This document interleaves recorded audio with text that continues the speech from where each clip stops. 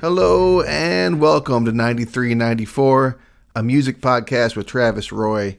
How you doing? Thanks for joining me. You know, I've been doing this podcast for a while, and when I started, I thought I'd be doing there were certain bands I thought I would get to earlier. You know what I mean? I thought that I would be doing Sunny Day Real Estate, Afghan Wigs, stuff that's bigger in my life. I did not really expect to explore Green Jello before some of these bands that are really big deals for me. But you know what? I am on board, dude. I am happy today to have Charlie Root come on to talk about the Serial Killer soundtrack from the band Green Jello. I mean, green jelly for legal purposes, but they're green jello. Who we fucking kidding? And it seems weirdly appropriate that I would fuck up a Green Jello episode because, you know, as they proudly say, Green Jello sucks. They have like a certain kind of who fucking cares attitude about them, I guess. When I record my episodes, I typically will start recording like right away so that when the guest joins in, as you've probably heard in other episodes if you're a regular listener, when the guest joins in, it's like immediate. We're like, oh, hello, hey, how you doing? But for the first time, I totally blundered and did not press record in time. I just kind of let Charlie into the meeting and didn't hit record. We talked for 10 minutes or so, getting some pretty good stuff actually, before I realized that I had blown it. So here we are kind of in medias res, talking about how we know each other through Dustin Lintz, a friend of the show, and a local band with the delightful name of Coke Dick Motorcycle Awesome. Here we go.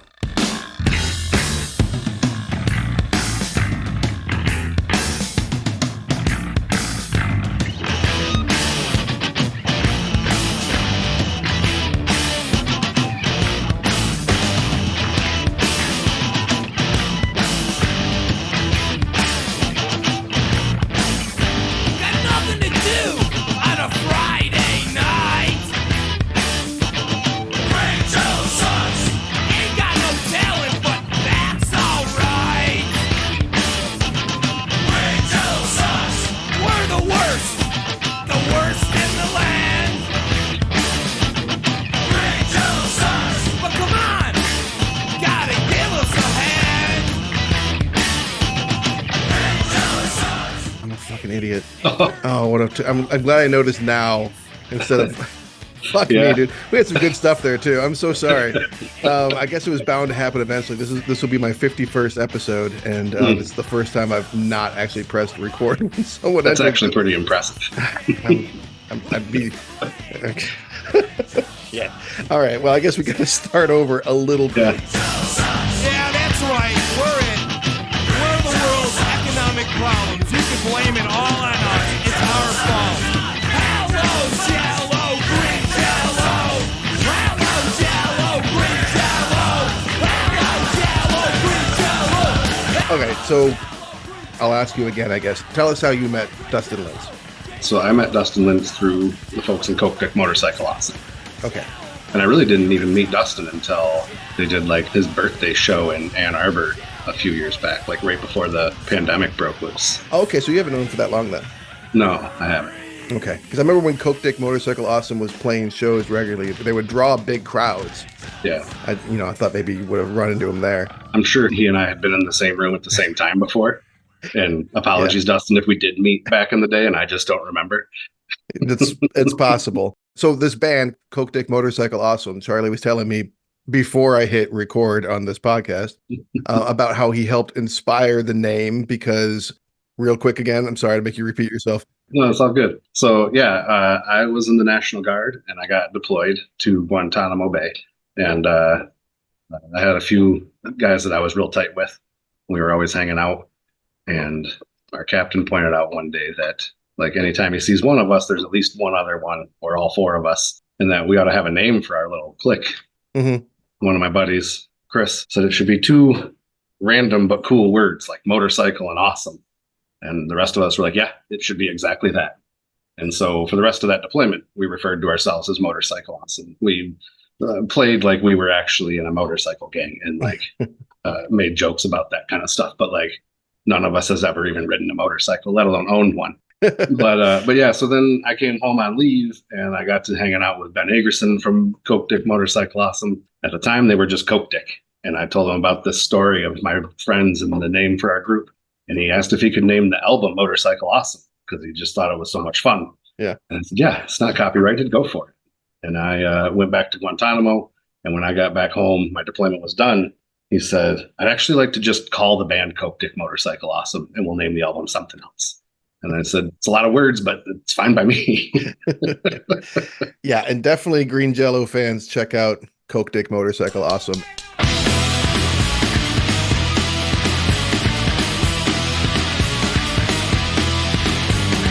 Are you ready to obey the cow God?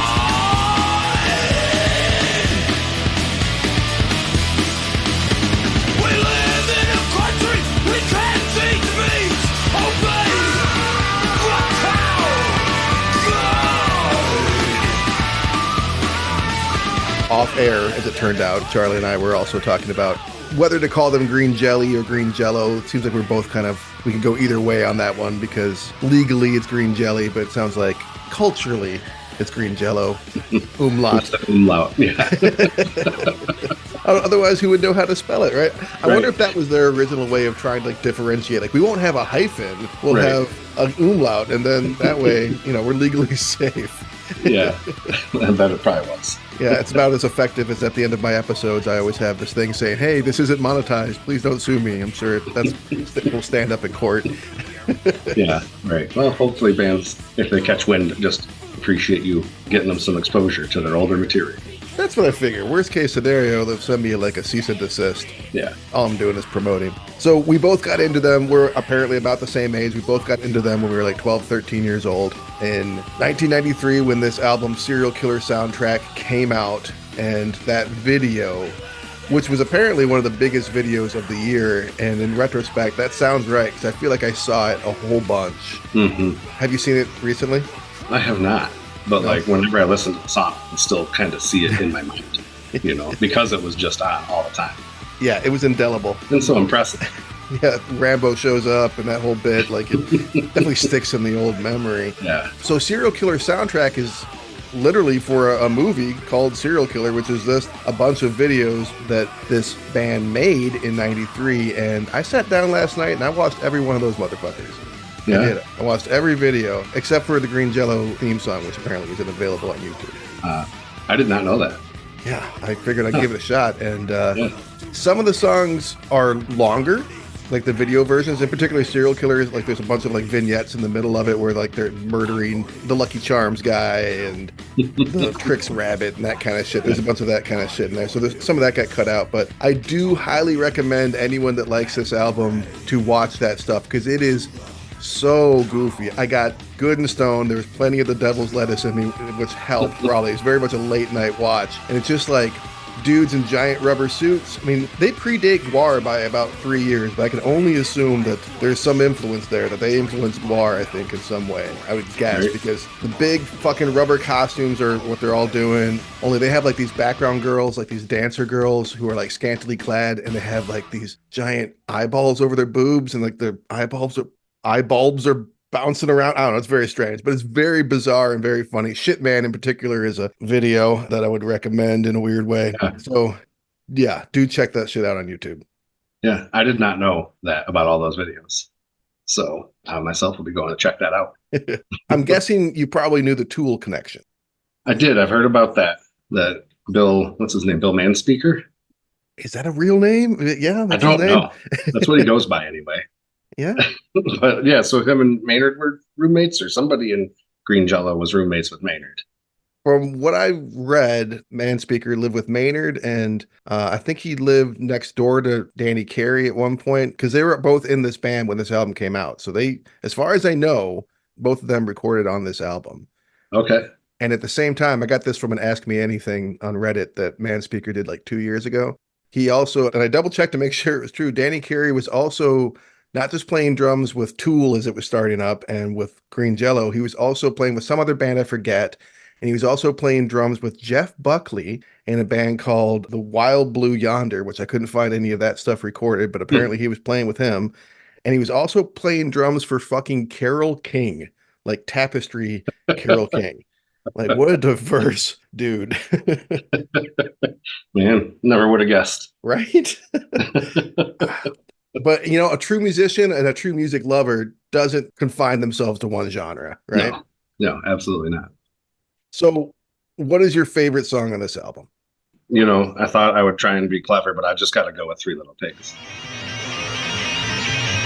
Why don't you sit right back and I may tell you a tale of three little pigs and a big bad wolf.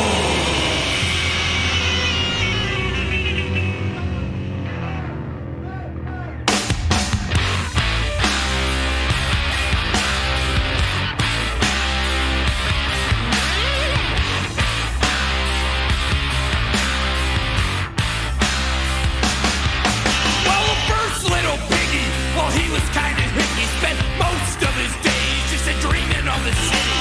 And then one day, he bought a guitar. He moved to Hollywood to become a star. But living on the farm, he knew nothing of the city. Built his house out of straw, what a pity. Then one day, jamming on some chords, along came the wolf, knocking on his door. Little pig, let me in.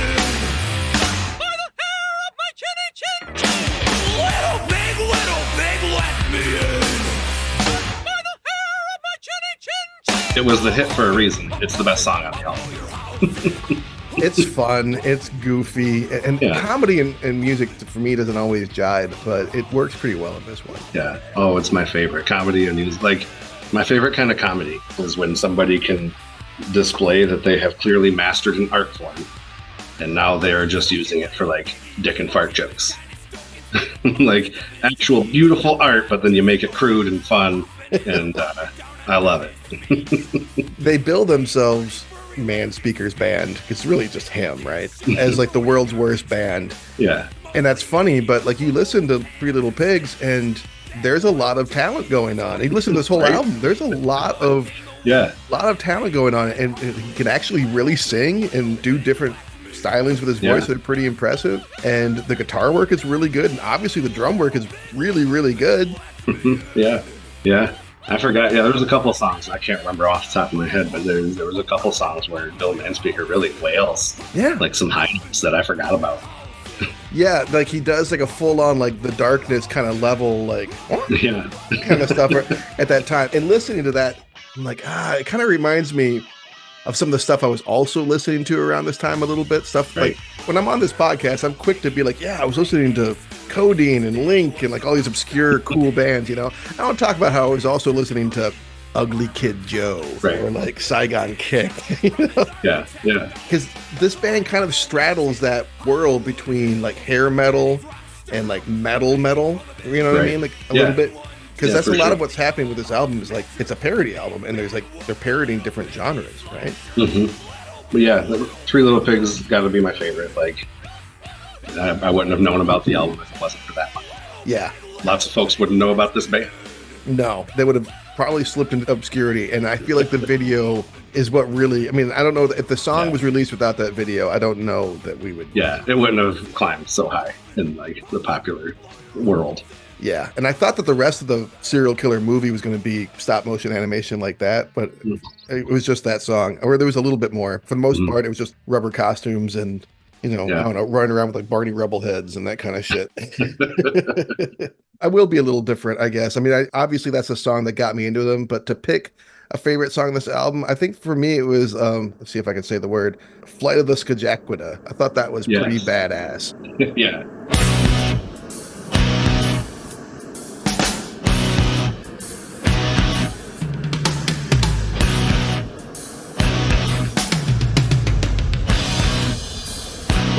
Of iron gather nigh, blackening the winter sky. Storms gather fury from the lake.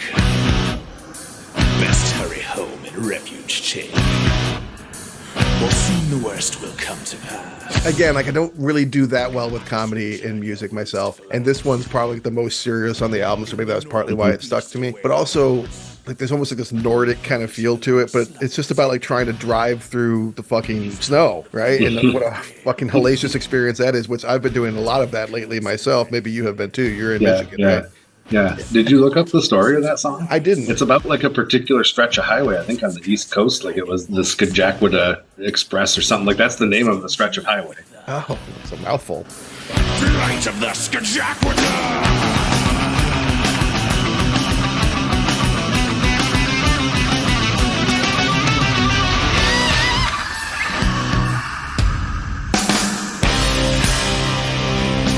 There are apparently quite a few accidents. Like people slide off the bridge often. So like, I don't know. I was reading about that because I wanted to know where they got that word. Yeah. Which to this day, whenever something startles me or like there's something creepy going on, I'm always like, it's a Skajakwada. That's funny. It was probably the least fun video though. The video was pretty much just like this snowman. We're kind of like telling the story. But yeah. Again, like it's kind of like a Nordic church kind, the black church metal kind of stuff. A little bit happening in that song, where the song before and after is going to feel totally different, but it all feels like Green Jello. Yeah, that was honestly like my runner-up. Like when I was trying to decide my favorite, it was between that one or Three Little Pigs. Okay, so I'm not alone. Yeah, no, that's a good song. What is the least good song? The House Me Teenage Rave.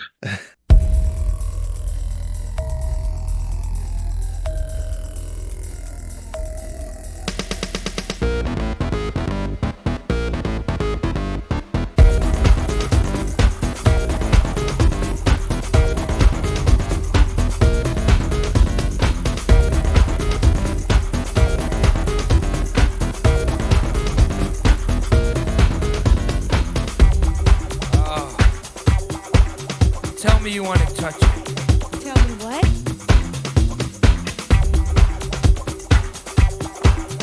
Oh, yeah. Oh, show me that monkey you got there. Here. What's the monkey? This is the monkey, baby. Say hi. Say hi to the monkey. The monkey likes you. I didn't even have to think about that one. Like that was an every time skip for me, even in 1993. It is straight up a techno song on this album. Yeah, and it just like kind of carries on, in my opinion. You know what I mean? Like, it's a little longer than it needs to be. The whole premise is like never really hits home with me. Well, yeah, because it's called House Me Teenage Rave, but he's very clearly saying Whip Me Teenage Babe. Whip me, teenage babe. Whip me, teenage babe. Whip me, teenage babe. Whip me, teenage babe. Let me be your immortal slave and whip me. Teenage babe. Which I'm guessing the record label was like, Yeah, but it's just a whole lot of like, to me, like awkward kind of sex talk. Yeah, and vomit. There's a big vomit scene in the middle of all that. Yeah, there's a big vomit scene, and it just kind of like, I don't know, I don't hate it, but like, I typically am like, right, but it's also like, I don't know, it seems like a really long song too. Yeah, and if it's not great, it's going to wear on you. I definitely, I think that for me, yeah, I'll say the same. Anarchy in the UK is not the best cover, or Anarchy in Bedrock or whatever the fuck is going on there. Anarchy in Bedrock. Twitch.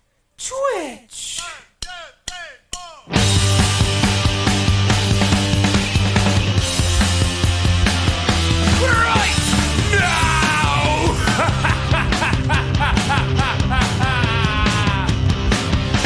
I am an antichrist. I am an anarchist. Know what I want, but know how to get it. Want to destroy Mr. Slate, 'cause I wanna be Franklin Stone. So it's kind of like it's kind of not the best either. It's not terrible. If I had to pick a second worst on the album, mostly because it's a cover, where the rest of the album really highlights their ability to jump from style to style and play around in that way. This one, it's kind of more feels like shoehorned in a little bit, but I do get the feeling that it was really awesome live with all the costumes and stuff. It was probably a lot more fun live. Yeah, and for me, because I do enjoy comedy and music, I agree with everything you said, but I think that Teenage Rave edges it out for worst song just because there's still some redeeming chuckles in that cover. Yeah, and the style, the guitar work and stuff is still more interesting and all that kind of stuff. Yeah. But I see what you're saying. But overall, I mean, the whole album, like when you picked this album, I laughed. I was like, holy shit. Because for one, I kind of forgot that Danny Carey and Maynard were part of this. I didn't know that until the episode on this show for Tool's Undertow. And I learned it then. I was like, oh, okay. So I kind of forgot about that. So in my mind, this has always been like a joke album, kind of a joke of an album, to be honest. And then you picked it, and I was like, yes, this will be wild. And I started listening to it again. I was like, God damn it. This is good. Yeah. It's actually pretty good. Yeah. Some strong stuff on here. What other songs stick out to you as far as being pretty good? Or what's an underrated one? So, I mean, kind of an album of underrated songs, right? To kind of relate to what you just said. Yeah. But the one I picked for most underrated was The Misadventures of Shit Man. What is that smell?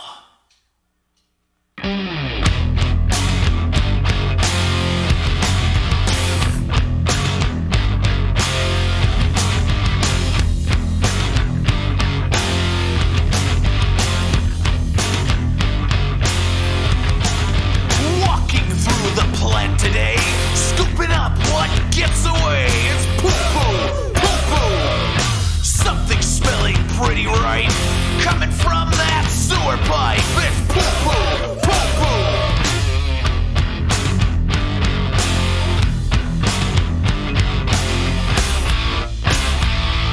poo-poo. Because as I said earlier, comedy. My favorite kinds of comedy is when you can perfect an art and then just make it dick and fart jokes and like sing about pooping. And yeah, that's not a fun video necessarily if you have like a weak stomach, because there's a lot of poo-poo in that one, but it is a pretty funny song. You're right. Yeah. And God, that name though, shit man. got Yeah.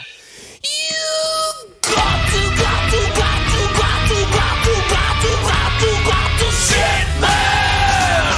And I love it because it's not like in the song. There's not really a shit man. They keep saying you've got to shit man. Yeah, there's no like it makes it sound like it's a superhero, and the video makes it do a superhero, but really you just say you got to shit man.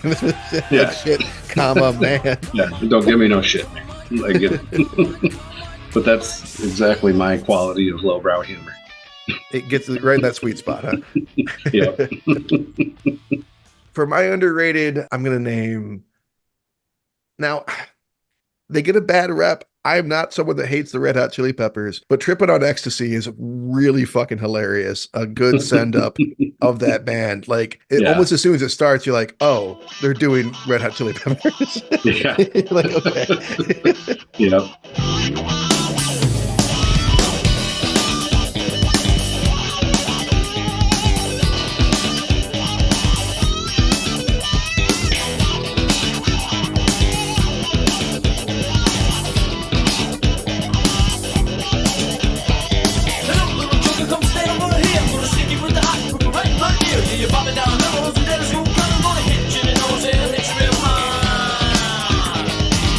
And that was fun too, because the Chili Peppers were really riding high at the time.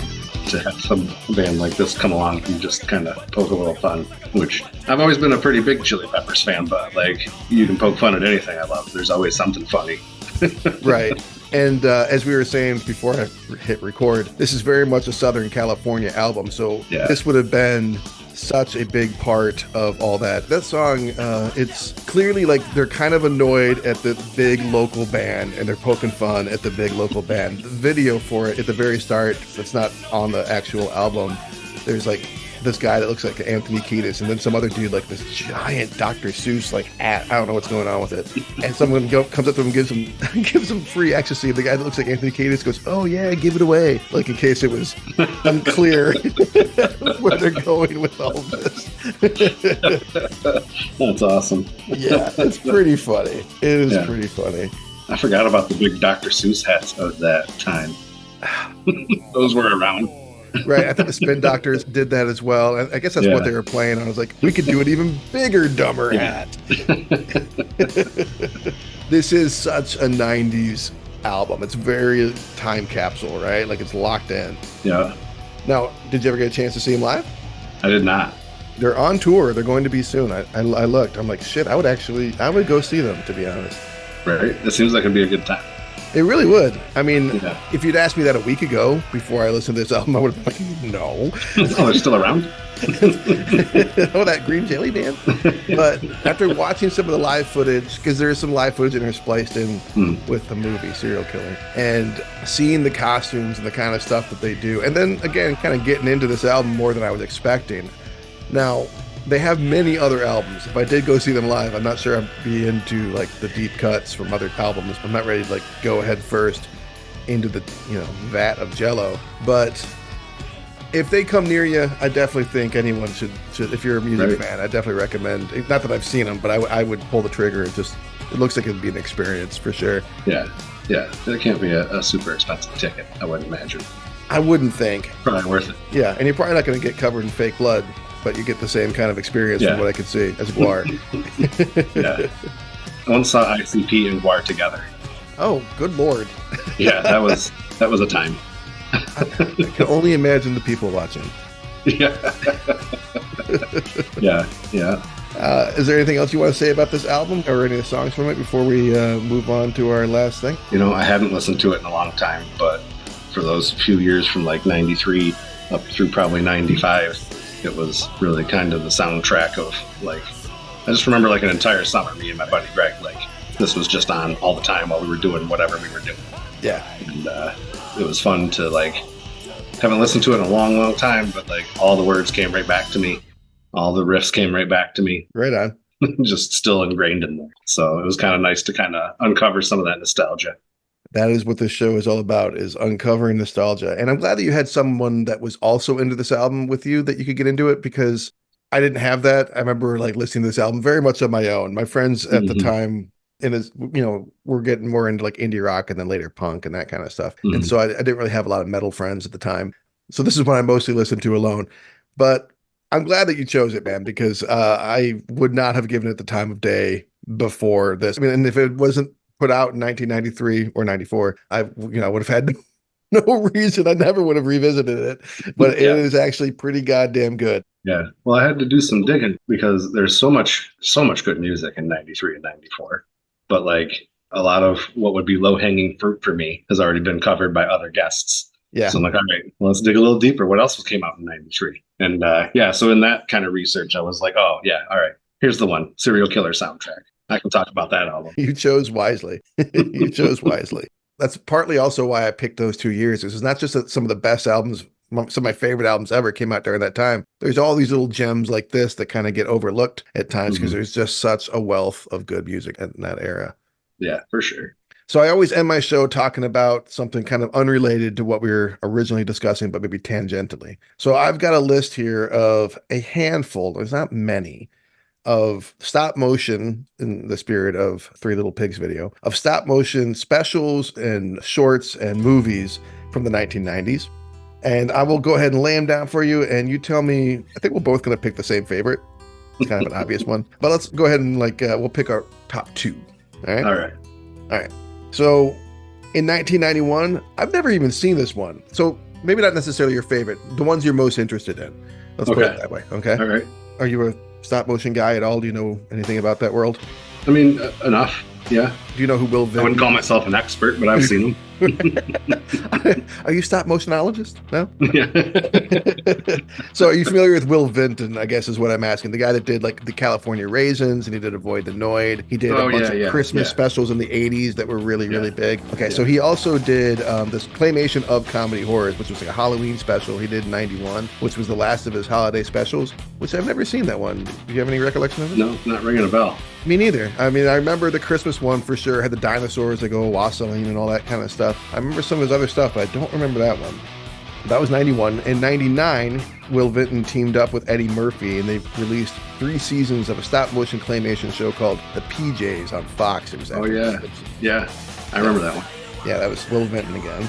Across the Pond, Wallace and Gromit came out they came out during the 80s, but they released a couple longish short films during the 90s. In 93, they had the wrong trousers, and they had a close shave in 1995. Also in in '96 there was Gumby the movie, which was a tremendous flop. I vaguely remember it flopping. Yeah, yeah, It may have been an idea whose time had passed. right.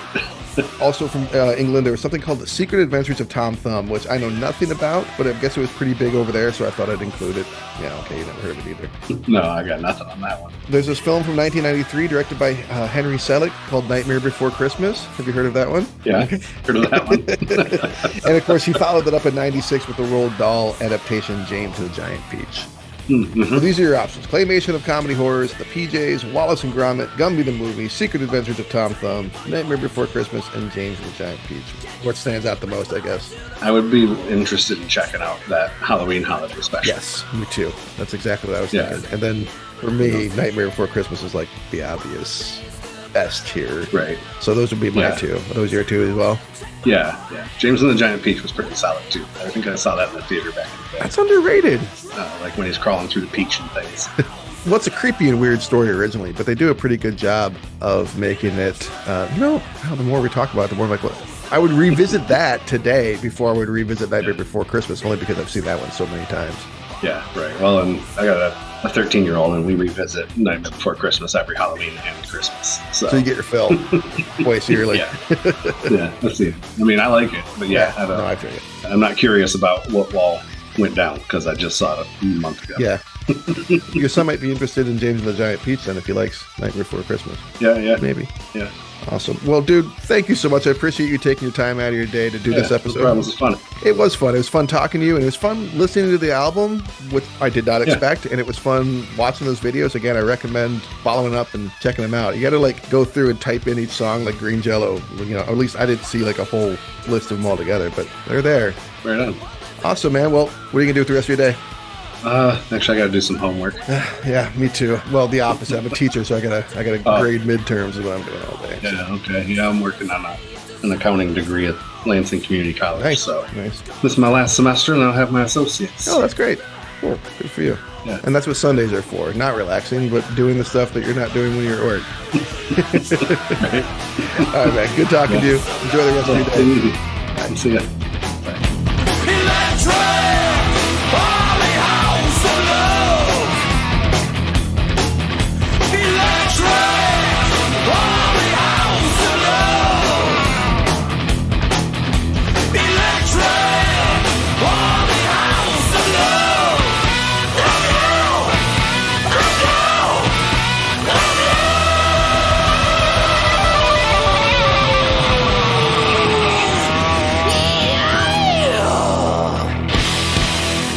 Well, holy shit. We did it. Fucking Green Jello and their album, The Serial Killer Soundtrack. Big thanks to Charlie Root for coming on and talking about this album.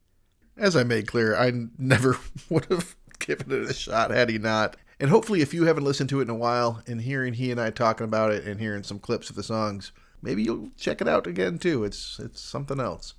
Now, this is usually the part of the show where I try and beseech the listener to come on to the show themselves or maybe get someone they know that would be a good fit for the show, like a friend or family member, and try and wrangle them to do it. And you can pick any album you want from 93 or 94 that I haven't already done before if you want to come on the show and talk about it. But I always try and like play a band or a song or whatever from someone that I think that the listener might also like because maybe they like the band that was the main subject. I've already done Tool, so I really couldn't think of anything that I could match with fucking Green Jello. So here you go, Enigma.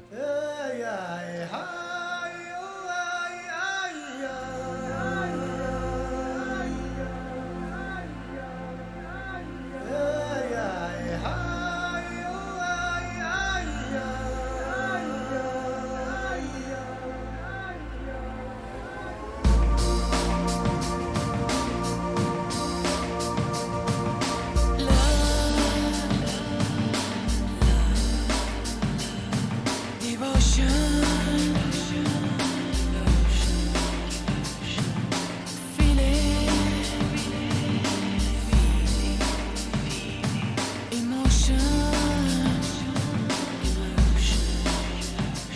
Yes Enigma. In 1993, the, I guess, band or project or people anyways, released their album The Cross of Changes, which had the huge hit Return to Innocence on it, which is in its own right an incredibly goofy song.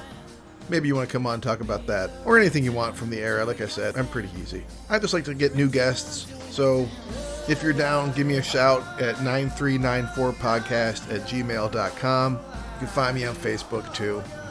Please rate and review the show. It really does help.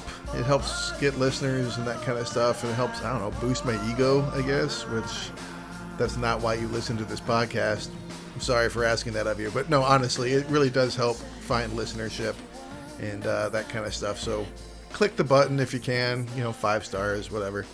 I think that is it for today. Thank you for continuing to join me on this exploration of 93, 94 and all its weird little nooks and crannies. I hope Charlie comes back on the show. He did a great job. And yeah, thanks. Bye.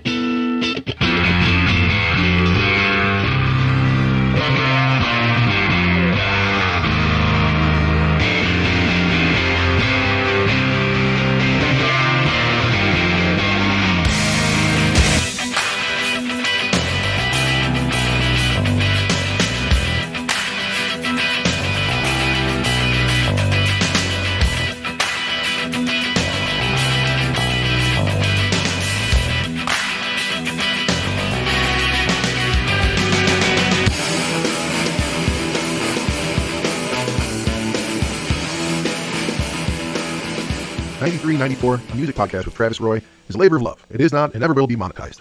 Please don't sue.